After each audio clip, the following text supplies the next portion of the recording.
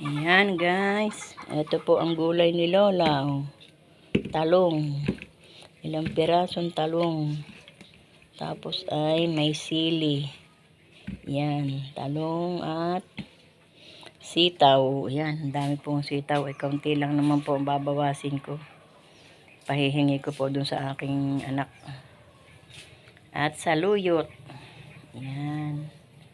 Saluyot, talong at sitaw. Ang ulam ni Lola mamaya. Problema ko na lang guys ay ang isasahog. Kabili ng baboy. Yan. Tingnan ang konting ganyan. Ng ano? Eh, sitaw. Saan mo ilal? Eh, sitaw din ang ulam. Hindi, puro buto. Ang alin? Yun. Bakit puro buto? Ay, puro buto na. Hingi ko ka Ate Helen. Wala na nga na benta na raw yung kutlay. Sim sabi? Sa Ate Helen.